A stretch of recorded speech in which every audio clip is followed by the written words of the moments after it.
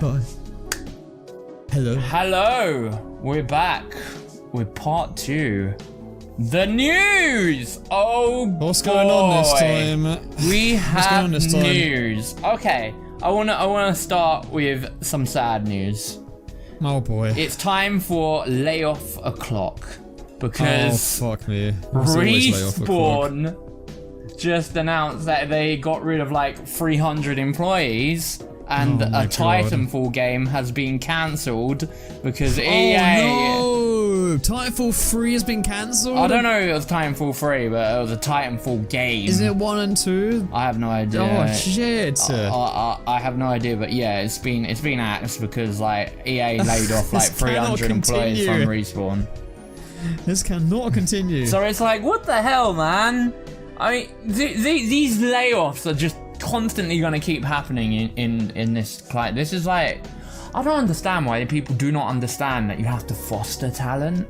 Talent needs to be fostered for you to make money in the long run. What do you mean by fostered? Like how Nintendo do it. They don't get rid of their people. They keep them because they go on to make their own projects eventually for that company, which then grants them money in the future. It's like a long-term investment where you hone someone's skills, make them better, and then they are better, and now they can make you like more money because they've made an amazing game.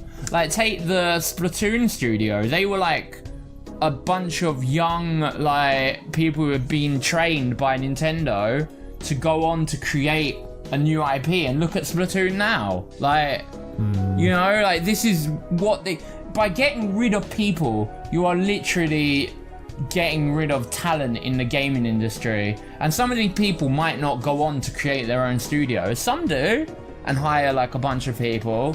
But some of them don't. They're just like, well, that's it. I'm out of the games industry, and then I'm gonna go and do something else. And that's like a loss of a really amazing talent, like, you know? Yep. So it's ridiculous. You're doing this for short-term gain when you could be investing and getting long-term gain. So I don't understand. Like, this is why Sony have lost like all their IP as well, because you know they all the studios, they didn't keep them.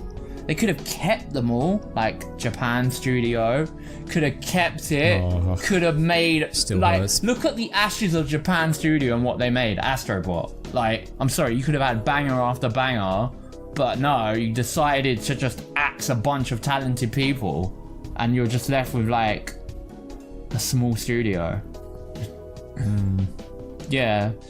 I don't know. Speaking of like people who've gone on to like create new studios, Nier Automata, you know the people who made Astral Chain?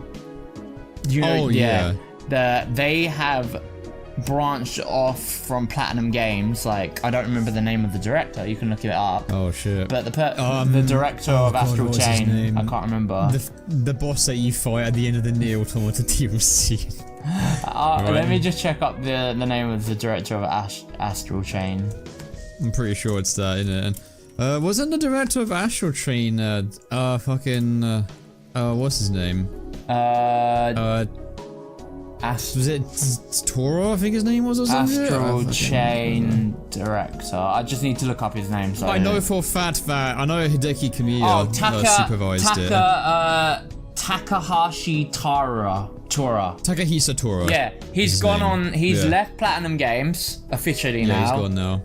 And he's created a new studio called L Game Studio, and he's Ill Game Studio, and he's working on like a brand new project. But like, he's brought. Oh man.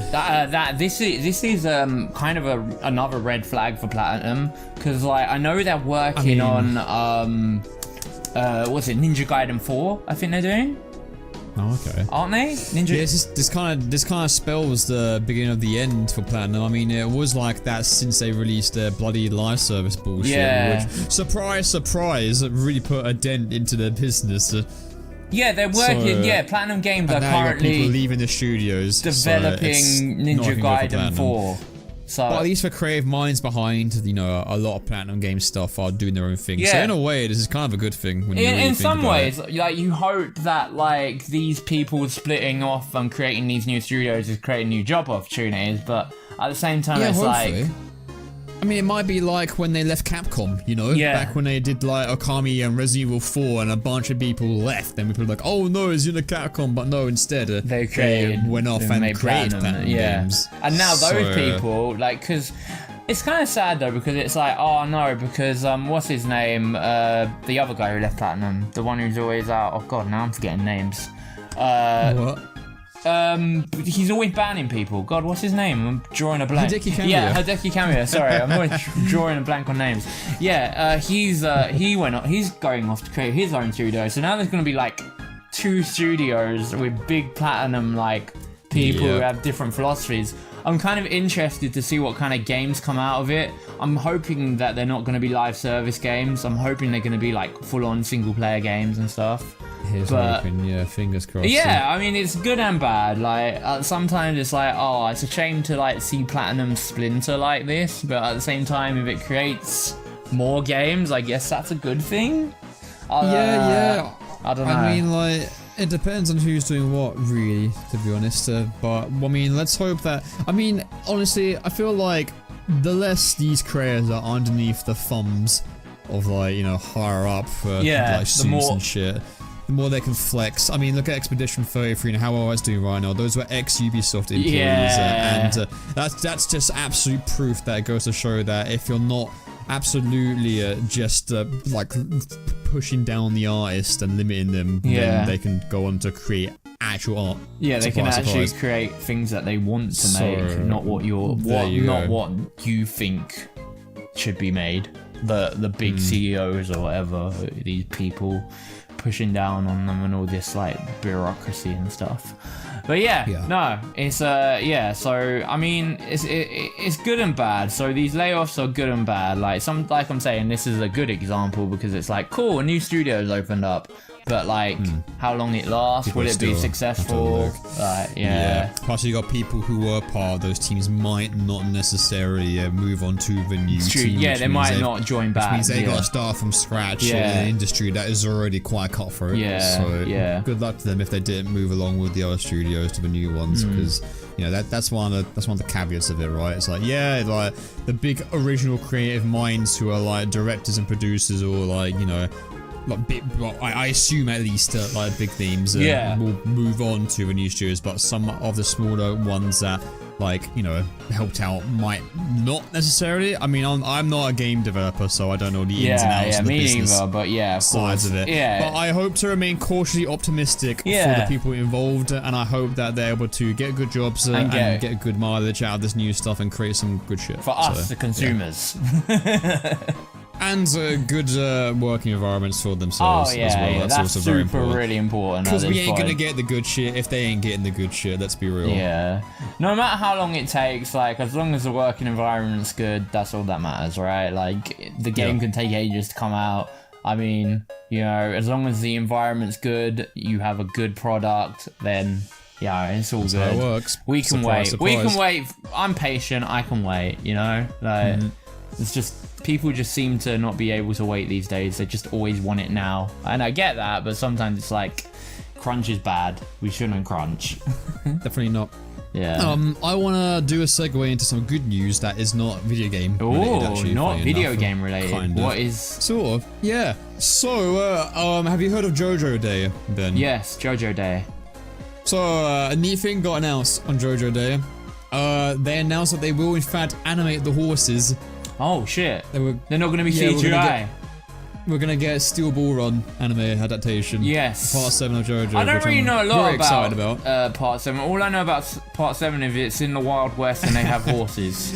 Yes, that's all you need to know, to be honest. I wouldn't, in fact, research it because I'm not gonna lie, the very concept of Part 7 is kind of a massive spoiler. Oh, right, fair enough. If you've not watched Part 6, and you've not watched Part 6 I need to get on with Part 6, actually. I'm gonna watch that in some spare time I have at some point. Speaking of Part 6, a lot of people, myself included, are kind of worried about how Part 7 is gonna be handled in terms of match. I think Netflix have got it, mate. I just before I got into like JoJo anime, it used to be a thing called JoJo Fridays. Where it used to be a JoJo episode was released every Friday. And because it was released in that way, that's how you had like The room hype, for like yeah, memes and hype to like breathe, like every episode discussions. Yeah, you had like mangaroos going, oh, I wonder how they'll do this. You had like newbies who were just watching anime, be like, oh shit, I wonder how, like, what's gonna happen, and like, you know, just nice, healthy like fans, and like, you know, just letting it breathe for a little bit. Each episode comes out weekly, and it's like, oh shit, it's JoJo Fridays. Let's go. Go watch the episode. Yeah, and the way Netflix does it has soured well, it. it's definitely soured it in a way. Yeah. It's funny, right? You'd think like, oh yeah, let's release all the episodes so people don't have to wait for the whole thing. That's fantastic. Let's do that. No. But it had a very opposite effect on JoJo's Bizarre Adventure. It has. Because it's just like it's this kind of anime where like you can't just, I mean, you can binge watch it, but on times of like release, when episodes are getting released periodically, you've once again just gotta let it breathe, because it's the kind of anime where like it's so nutty and so much happens in one single episode that you kind of need like a week to digest it almost sometimes, if that makes any sense. But yeah, it heavily impacted the anime. It did, and didn't its popularity as well, because I just remember when JoJo used to be at the height. There was a lot of hype revolving Part 6 Stone Ocean, yeah, but when it came out, there was just a lot of silence involved with it. Yeah, Man. it really didn't. I was happy to, because I joined JoJo Bizarre Adventure when Part 5 just ended. Yeah. So I've never got to experience the phenomenon that is JoJo Fridays, which is upsetting. But yeah, it was just like it really killed a lot of the hype. And it's funny because Part 6 is already kind of like a controversial part for JoJo. Yeah. It's people call it the Stone Ocean curse. Yeah. Where like whenever something to do with Part 6 happens or gets released, there's always a really big caveat that really holds it the fuck back. And the fact that it goes to the anime release as well, because Netflix got its grips on it. Yeah, and I feel like Netflix are gonna have its grips on Part 7 as well, because I feel like they own JoJo now. Yeah, because like the JoJo is a long anime, right? Yeah. Each part goes on for a while, and it keeps the conversation going whenever an episode is released on a weekly basis. Whereas if you just dump it all, it's like, oh well, I binge watched it. Yeah, the other thing they do cool, though, the other thing that kills it as well, not just the whole releasing every episode, they do it where they release every episode up to a certain point. And then they make you wait for the other half. Whereas, it was almost like a year. I think it was a year for like. So you got the first like, I think it was like 16 episodes, and then it was like another year before they dropped the other 16 or something. Yeah. So it's dumb though, because like Netflix has done that thing before where they release anime episodes on a weekly basis. Yeah, they should do it again for JoJo. So they can do it. They're capable of doing it. So really, I hope that they fucking release it the way they used to do it. And I think like in the long run, Netflix, if Netflix listening, if anyone who works at Netflix is listening to the podcast, in the long run, if you released it week by week, you would keep people on your service and not unsubscribing, so you would avoid churn. I'm just saying, like, if you want people who are into JoJo to stick around longer, you should do it week by week, because that way you keep them on your streaming service, because they'll stay subscribed. I don't see the binge model working for anime. I don't understand why it's a thing.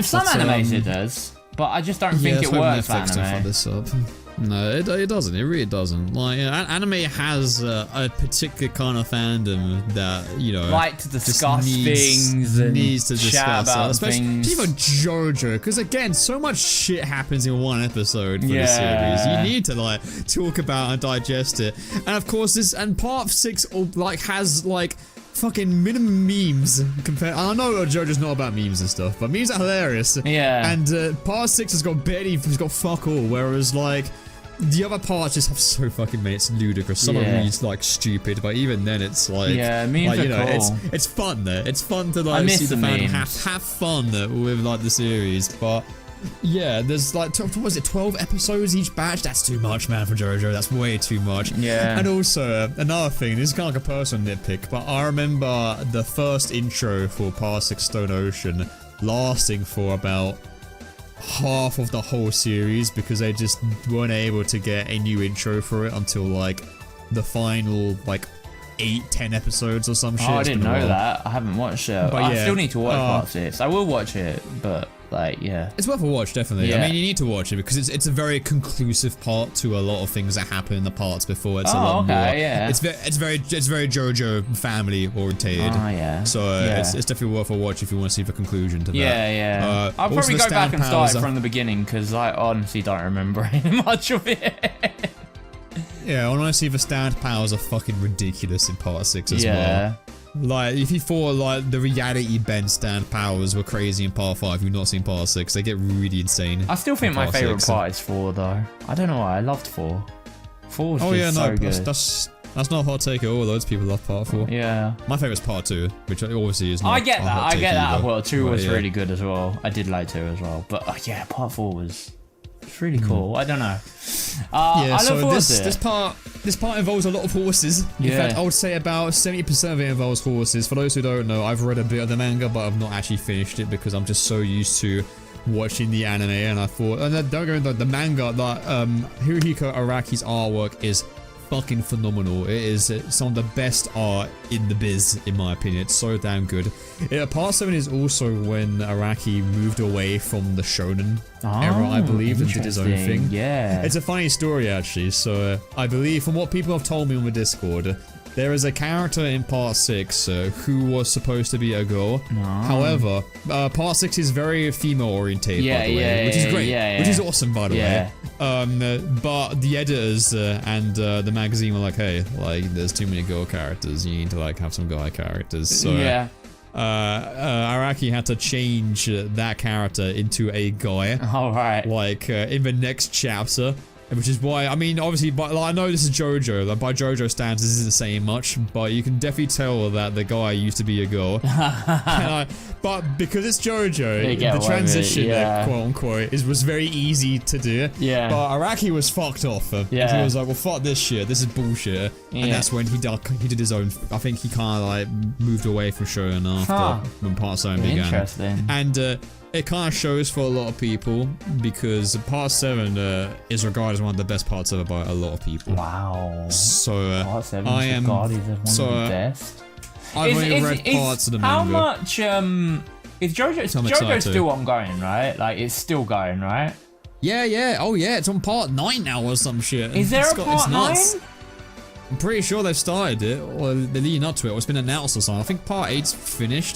Don't quote me on this, because I'm not an expert on JoJo. I don't know anything about the manga I honestly stuff. think, like, the anime is actually starting to catch up now to, like, Araki, like, getting through the parts, you know? Like, this is Part 7, aren't they on, like... I think it's I don't know, man. I think it's a healthy distance, if I'm being honest. Okay, I mean, yeah, obviously JoJo's been going on since like before the 2000s, so it's been going for it's a very long running series. Who's animating Part 7? David Productions. Oh, David Productions. They're still behind the hill. Okay, yeah. No, that's cool, it's funny man. Because again, it's 70% horses, so people are making jokes on like, okay, it needs to be given the Attack on Titan treatment now, where it's like just go ham on the horses, and then just make the Titans 3D or some shit. I don't know, but I mean, Part 6 has a lot of 3D involved in it, for better or worse. Not gonna lie. I'd say that Part 6 has definitely got a lot more choppy parts animation wise in it compared to the other parts. I mean, JoJo's always had some really funny like stills when it comes to its animation, but you know, it still looks great. The art style is fantastic. It transitions really well into the anime art style from Araki's art. Yeah, I am pretty optimistic for Part 7 actually. But I really do hope to God that Netflix don't do the whole batch thing, because that will definitely hurt. Yeah, it will probably. I mean, let's hope they learn their lesson. Maybe they saw the backlash. Maybe, hopefully it will go well for them. But in other news, moving on from anime news, Nintendo had an update for the Switch as well. I don't know if you've updated told me your about Switch. this. Yeah, have you updated your Switch yet? I haven't touched my Switch in half a year, admittedly. I've been PC gaming a lot. I turned my Switch on yesterday because I've been playing something which I'll get to in what we've been playing, and it is something on the Switch. But I turned my Switch on yesterday, and it just went into the update. Like I didn't like get a chance. It was just like auto update. Oh, okay. And I came back, and the bottom screen had like the bottom menu icons had like completely changed. I was like, oh shit, like what? And they've added like, it's quite a big update, I'm not gonna lie. It's actually probably the biggest update they've ever done on the Switch. Which isn't saying much because they had never really added like a lot of features to the home screen. But having new buttons is like, oh shit, man, this is like something new on the OS. It's crazy. They're obviously prepping for Switch 2. Yeah, they are prepping for Switch 2, yeah. This is like all stuff in preparation for Switch 2. Some of these features are really cool. One of the big new touted features is what they showed off in the, I believe it was the Switch 1 presentation, was that you can share digital games now. Yeah, they shared that. Okay, in Nintendo fashion, it has some limitations, which people have now discovered very quickly. One thing is, you can share. Oh, but there is one cool thing though. You can actually share DLC as well. It's not just the games. You can share the DLC as well. No, that's like neat. If you bought the DLC, you can just share the DLC separately. Oh, it's separately. You can share it. Say someone has the game, but they don't have the DLC. You can send them the DLC to borrow separately. Though. Yeah. Okay. That's neat. Yeah, that's cool. Yeah, it's good that it's separate because some people don't buy DLC and they're like, oh, I still want to see the DLC, but I don't want to buy it. So you could share that, which is actually really cool. Yeah, I like that change. That's cool. But here's the thing, though, right? You can only share. Here's the catch. You can only share with people in your Switch family. So what that means is... Oh, Netflix household kind of thing. Yes, it is. Basically, you can't share with anyone. It has to be in your family. Also, to share, your system needs to be in close proximity to the other Switch. So if you're halfway across the world, it's a no-go. It's a no-go, yeah. Unfortunately. Okay. But I get why they did it, because I was thinking about it and I was like, if you were able to share your games with people across the world, people would start running a game sharing business where you would pay someone money and they would start being like, okay, I'll rent out my game to you for like $5. Here's the game, send me the money, here's the game. Like I could see why I could see why I could see why Nintendo were like, no, they need to be in close proximity, otherwise that would happen. And that would happen, and like Nintendo would not want you making money off of their products. Like, I mean, they're already cracking down a lot with scalpers, aren't they? Yeah. Oh man. Yeah. That's a bit of news as well. But so that's one cool feature. I mean, like obviously it's very situational. I think it works for people inside your household. Like like if you have someone who wants to play like a younger brother or sister or whatever, that's cool. Or if they're part of your Switch family and you meet up with them, then technically you could like lend them the game. Like the other thing is when you lend out a game, it is gone from your system. You can no longer access it. It is on their system for 14 days and then it will return to your system. However, really embodying the essence of borrowing a game, aren't they? Yeah. However, if you want your game back early, you don't kind of need their permission. You can just like go on your system. Yeah, you can nab it back. Time's up. Yeah, you can be like before the 14 days. And also another thing has been clarified. So what happens after you've like taken the game back? Do they lose the save data? Is it gone? No, the data is kept on your system. So if you wanted to lend out the game for longer, like a longer game, then they can carry on playing it, but they have to reimburse you like for 14 days again, sort of thing. So it's pretty cool. You could literally let people borrow games, which are digital. The next cool feature is Game Share. which is different to like the whole virtual card thing. Game share is a Switch 2 feature where, say someone, I don't know how many games this is gonna be viable to. Do you remember on the DS you had a thing called DS Download Play, where if you didn't have the game, someone could like download from your game like to play with them on the game. Like you didn't have to own the game. So this is basically that again, but if you have a Switch 2 and you're in like within close proximity, I think again, with someone who has a Switch 1, but you want to play like multiplayer, you can use the game share thing, and it will stream your Switch 2 game to their Switch 1, and they can play on their Switch. Oh, okay. That's pretty. They can play a Switch 2 game on their Switch. Yeah. But I mean, it probably has downgraded graphics and everything like that. But still, it runs like arse. Yeah. Yeah. But still, I mean, that's kind of a cool like little thing. I think that's quite a cool feature, and it'll probably get people to like, you know, like. But I don't think it works for like games that are really high intense, like Mario Kart World. I don't think you could do it for that. But yeah. People have definitely got some things to say about Mario Kart World and its price and its temporary sort of deals that's got going on. That whole thing was a disaster. Yeah, but like let's just keep going through the update, which is very cool. I think like the eShop now has been redone as well. You can see it on the Switch 1 update. They have kind of changed the eShop for better and worse. Now, one of the bad things about the eShop in the new update is it is now done by how much money a game has made rather than like... Wait, what? Right, so basically it used to work by, I think it's playtime, I don't know, it doesn't work by playtime. It used to work by if a game goes on sale, it used to go right to the top of the eShop. Like if someone put a game on for 99p, that was like how some developers did it back, like they would put their games on for 99p and then they would be at the front page of the discovery sort of thing. But now Nintendo kind of put a squash to that because of all this AI slop and all these like shitty games that were like coming through the woodworks and stuff.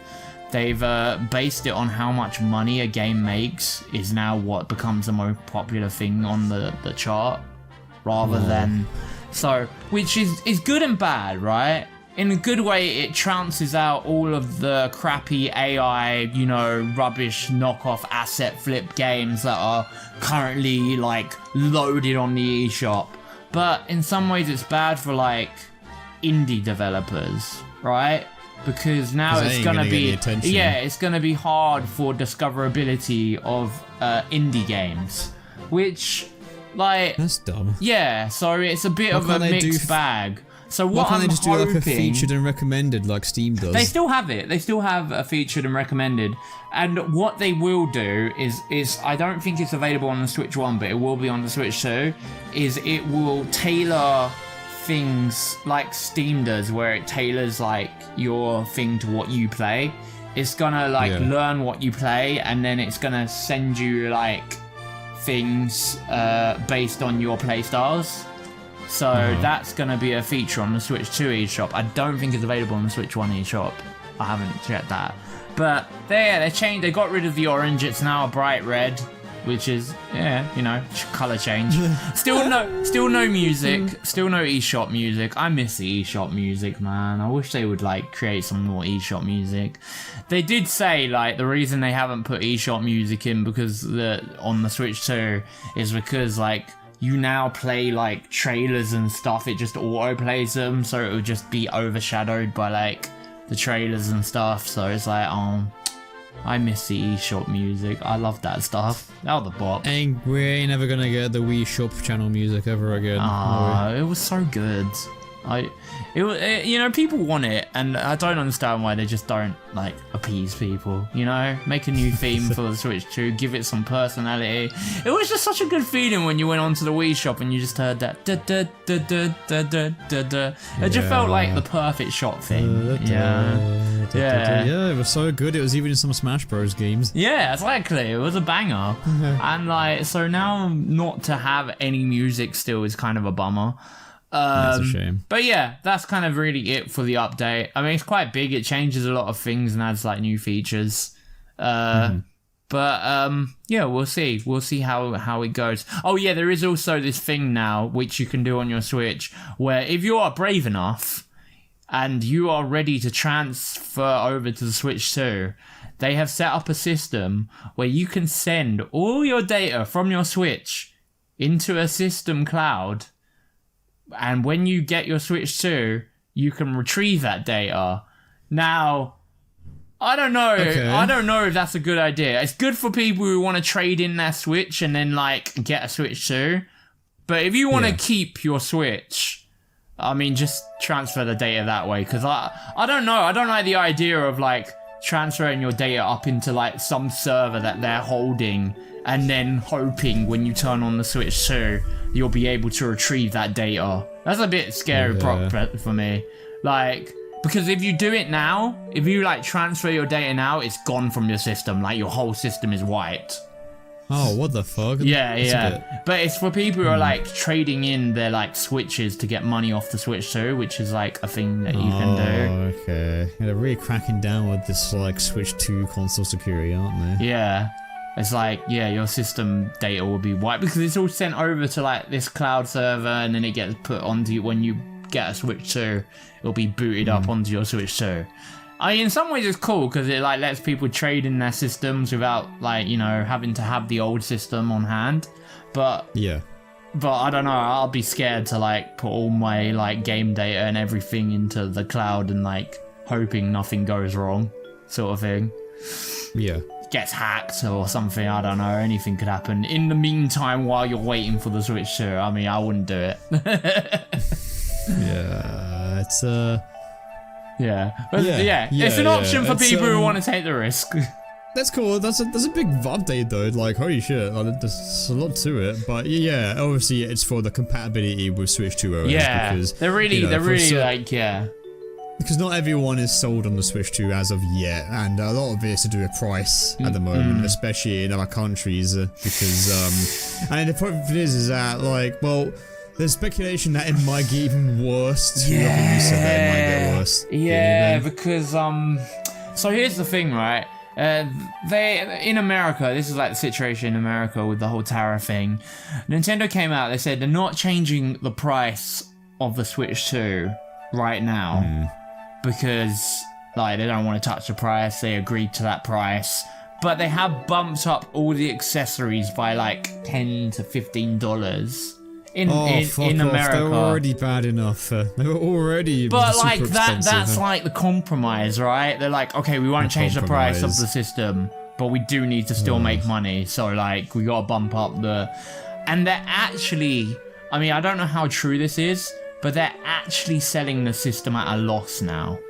Like, this is like unprecedented for Nintendo because they never sell systems at a loss. So that's why maybe the games have been bumped up to, like, the prices that they are. Because if they've got to make the money back somehow. If they're selling that system at a loss, and I honestly, that kit is really powerful when you think about it. Like, 120 frames a second on the screen, like on handheld, is kind of balmy. Even the Steam Deck doesn't do that. And then it has like the LS, like, you know, the what's it called? The thing that makes, like, things go smoother and stuff. Like, it has all that, and it's capable of ray tracing, like DLSS. Like, this is all on the handheld. Like, not even docked. Like, when you put it in the dock, like it goes up to 4K when you put it in the dock, but, like, still, that's like. On the handheld, man, 1080p screen. The only thing people are bummed out about is it's not an OLED, but, like, LSD has come a long way, and the Switch 1 with an LSD, and, like, I didn't have any problems with it. So if this is, like, even better than that, like, I think it's an upgrade. Yeah, I mean, it's not a high bar with the Switch graphics, to be honest. Any upgrade will be a good upgrade. It's just a shame that with a lot of upgrades for a lot of games, you have to, like, what is it? Have they confirmed how much you have to pay to upgrade a game? So, yes, they have. So, games that have... Well, this is the way I look at it, right? they're doing 3 tiers of games. They have the free tiers. There is the free update for like Switch games that have been confirmed are like Mario Odyssey, Pokemon Scarlet. Free updates? Yeah, these are free updates. These are free. Yeah, these are free. Upgrades. Yeah, free upgrades. So some games have free upgrades and some don't. Yeah, so Mario Odyssey has a free update. Pokemon Scarlet and Violet do. Both Legend of Zelda 2D games do. Link's Awakening and Echoes of Wisdom do. There's like 12 of them so far, but like there's gonna be more. But these free updates apparently may improve frame rates and performance. It says may. It does say may. Big words that they're using there. So it said, even they don't know. They don't know, right? These are like free. But yeah, so it said it adds features like game share, that thing I talked about, where you can like share your Switch to Discord screen share. Yeah. Like the chat thing, to be able to chat and stuff. I love the adverts, that kind of thing. Yeah. They're so like over the top and funny, and they emphasize it so much. It's kind of like, it makes you feel like, hey, did these guys invent like game share or something? Game chat, yeah. Yeah, the so C silly. button, yeah. I will give them credit for that advert though. Did you see the ad? Paul Rudd, yeah? Yeah, the Paul Rudd one. That was a callback and a half, and it made me so gutted because I was like, holy shit! I didn't even know until like really recently that Paul Rudd was the kid in the 1992 like Super Nintendo commercial. That blew my mind. I was like, wait, what? Paul Rudd That's was cute. They brought him back. They brought him back, and he did the whole Yeah. thing. I liked it. I thought it was charming. So fucking funny though, because like it's a very typical like celebrity gamer like advertising video though, because you know Yeah. you get this. It always goes to like celebrity sits down on a couch, celebrity says quirky things, Yeah. celebrity plays game. They're like, oh wow, man, this is the power of the Switch 2. Oh Yeah, my god, it's very generic like way they did it. But the fact that obviously it's a nice little throwback to a really old advert with Paul Rudd is really The gutting cute. thing was that advert made me feel like they wanted to call this thing the Super Nintendo Switch. They wanted to call this thing they even had an interview like on the Ask thing. They had an interview where it was like, oh, we were gonna go with like the Super Nintendo Switch, but we didn't want to confuse the public audience. I was like, no, you should have called it the Super Nintendo Switch. Like, damn. It would be hard to differentiate the SNES and the SNES. Yeah. Sens. The Sens, yeah. I just think that name works though. Super Nintendo Switch just sounds really good, and like. To his own. But yeah, they wanted to like make it clear, so they got really scared with the Wii U thing, didn't they? Like they got so they should. Yeah, they got really scared by it. They didn't want to miscommunicate, so having the 2 there indicates to the dumb community that this is the second PlayStation. The yellow paint of console names. Yeah. Right, here we go. It's right here.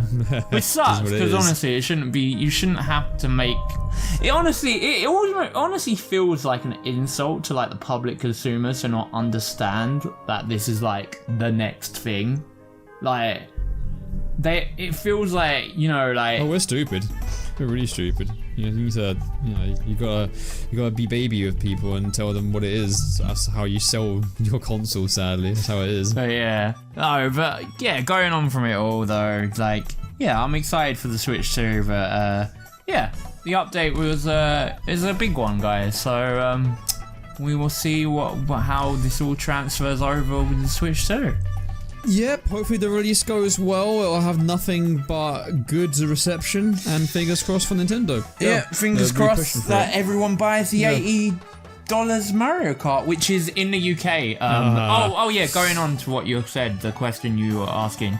So yeah, we got the free updates. The Switch enhanced ones, which are gonna be these are like not the big ones. These are like enhanced, like like Breath of the Wild has an enhanced one, and Tears of the Kingdom, which add like features but technically are just like frame rate bumps and stuff. These are like gonna be in the UK. This is UK prices. If you want to upgrade your Breath of the Wild or Tears of the Kingdom, it's gonna cost you £8. Okay. Which isn't too bad. I thought it'd be more, to be honest. Now, the big ones, like the Kirby and the Forgotten Land, which adds like DLC and shit, which I think these are like, the way I look at it is I'm getting DLC, basically, and an upgrade at the same time. Yeah. These are going to cost around, Kirby's costing around £17, which honestly, not too bad. Not too bad. It's $20 for Americans and $10 for the just the frame rate bump ones. So so you can get the frame rate upgrade separately from the DLC. There's like a bundle for both the upgrade and for the DLC. No. So the big one, unfortunately, I don't think that's the case. So there are ones where it's just frame rates, which are like the cheaper ones, like just for frame rates and resolution and stuff like that, like making the game look better. It's separate, but okay. And then there's the big ones that add like Kirby and the Forgotten Land and that plus anything that's got a plus, like Mario Party Jamboree plus TV or whatever it's called, Jamboree TV. Those are like the big TV ones. I think those are like 17 quid because they like add extra content to the game. If it's just a frame rate bump, then it's like gonna be like 8 quid. And then there are ones that are like free updates, which may just be like improved performance, which I'm really curious what that is going to do to Pokemon Scarlet and Violet, because that game needed improved performance. That game needed improved performance. I'm curious what that will do. So yeah, Switch 2 edition games are like the big premier ones, the ones that are like gonna cost you like a lot of money, like 17 quid. If you've already got the game, that is. Yeah. But I don't think it's a terrible system. It's confusing for the consumer because there's like 3 tiers of them, but at least things will transfer over. Just have to pay a bit of money to do it. And maybe not so. I'm wondering what Mario Odyssey will do. Once I get my like Switch 2, I'm probably gonna like try out some of the like my old Switch 1 games and see if any of them like have better performance. Yeah, tell me what the difference is. Definitely. It'd be fun to bump up Scarlet and see what the fucking difference is between what it was on the Switch and how it is on Switch 2. I'm probably gonna do with Scarlet though, like, because I know people want us to like do the whole end log thing. Yeah, you said I might hold off until I get the Switch 2 and like do the end log on the improved performance. Oh man, fair enough. And see what it's like. Yeah. Just for the end, just for the epilogue, just to see. Yeah, fair enough. Yeah. Go for it. Yeah. Yeah, definitely. See what's up. Cool. Yeah, those sound like some pretty interesting updates for the Switch 2. Yeah. It was nice. Big old Switch 2 segment for the news. That's really nice. Yeah. Whoa. It's getting closer. We're only like a month? Almost a freaking month away, man. This thing's coming out fast. Need to get more money. Need to get more money. Tax month kicked the shit out of me, so I really need to save up. Yeah. Do you reckon you'll pick one up in like close to the start, or do you think you're gonna wait a while? Might wait a little bit. We'll see. See what the reception's like. We'll see what the reception's like. Yeah, I don't want to blow my load immediately. I want to make sure that it's actually a good session before I go fill in. You know what I mean? Yeah. We'll see how it is. Yeah, I mean, news-wise, like, what else is there? Claire Obscura came out, which you're very excited about. Expedition 33. Yeah, I bought that. Yeah, look forward to that. Yeah. What other news came out? Jack Black, Minecraft film song set a Billboard record. Oh man, that's cool. That's insane to me. Like, anything else? Scared of talking about it. Oh yeah, actually I do have some news. It's kind of video game related. You know, Expedition 33 is going to be made into a movie already. Yeah, I heard about that. That was fast. That was like, apparently it was planned. It was planned like from the get-go. Like, while they were making the game, they were already like Like, this needs to, like, I guess like a studio saw it and they're like, this needs to be a movie or something. Anyway, I'm very happy for the new studio, Sandfall Interactive. I wish you guys nothing but the best, and I also really loved that you were very friendly to your competition, which is the 100 line. Which came out very recently. Yeah, did you see that recent tweet today? I love when you see two studios like promote my game and I'll promote yours and you promote mine. It's like, nice. Oh yeah, that's what it's about. This is what games are all about. Yeah, promote shit. It's good. Awesome. It was so wholesome.